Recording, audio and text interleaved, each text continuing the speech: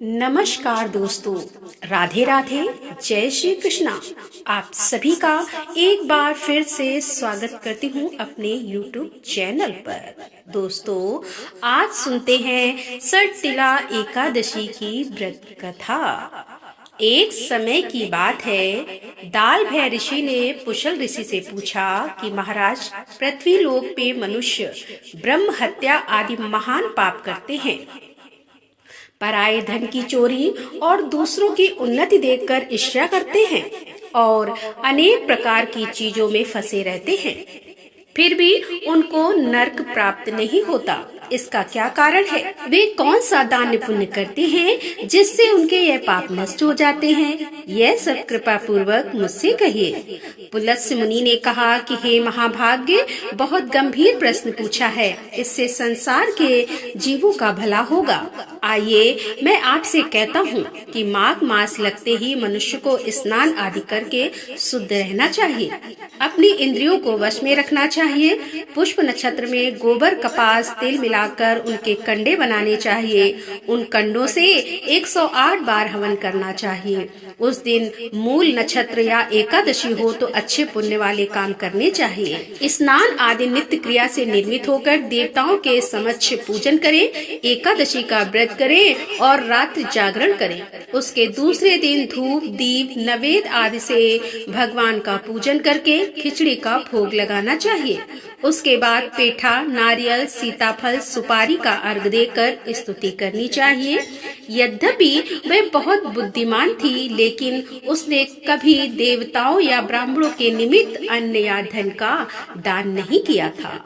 ब्राह्मणी ने व्रत आदि करके अपने शरीर को शुद्ध कर लिया था, जिससे इसे विष्णु लोक मिल ही जाएगा, लेकिन इसने कभी अन्न का या धन का दान नहीं किया है, इसीलिए इसकी तृप्ति होना कठिन है। और फिर एक बार भगवान भिखारी के भेष में मृत्यु लोक में उस ब्राह्मणी के पास गए और उससे भिक्षा मांगी।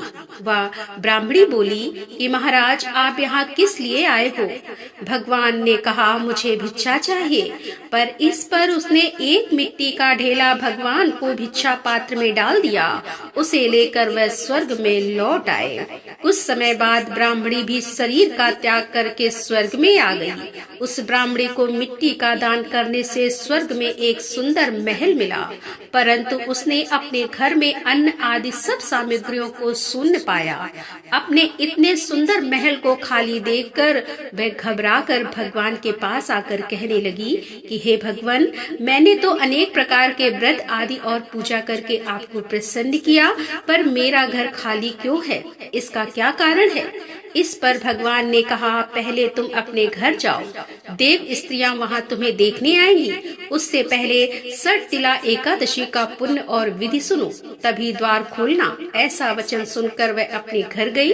जब देव स्त्रियां आई और द्वार खोलने को कहने लगी, तो ब्रह्माणी ने कहा, आप मुझे देखने आई हैं, तो पहले सटतिला एकादशी का महात्म्य मुझसे कहो। उनमें से एक देव स्त्री ने उसे सटतिला एकादशी का महात्म्य सुनाया और उसने उसको सुनकर ही द्वार खोला। उसके बाद देवांगना ने उसकी ओर देखा, ना तो गंधर्व ने और ना आसुरी ने, तो एक साधारण मनुष्य है। उस ब्राह्मणी ने उनके कथा अनुसार सटतिला एकादशी का व्रत किया। उसके प्रभाव से वह सुंदर और रूपवती हो गई और उसका घर अन्न आदि समस्त सामग्रियों से भर गया। अतः मनुष्य को मूर्खता त्याग कर सटतिला एकादशी का व्रत करना चाहिए और लोभ न करके तिल आदि का दान करना चाहिए। इससे दुर्भाग्य और दरिद्रता और अनेक प्रकार के कष्ट दूर होकर मोक्ष की प्राप्ति होती है। तो यह थी सटतिला एकादशी की व्रत कथा। आपको ये कथा कैसी लगी कमेंट करके जरूर बताएं और साथ ही मेरे चैनल को सब्सक्राइब करना ना भूलें। मिलती हूँ अगले वीडियो के साथ, तब तक के लिए राधे राधे, जय श्री कृष्णा, हर हर महादेव, जय भोलेनाथ की।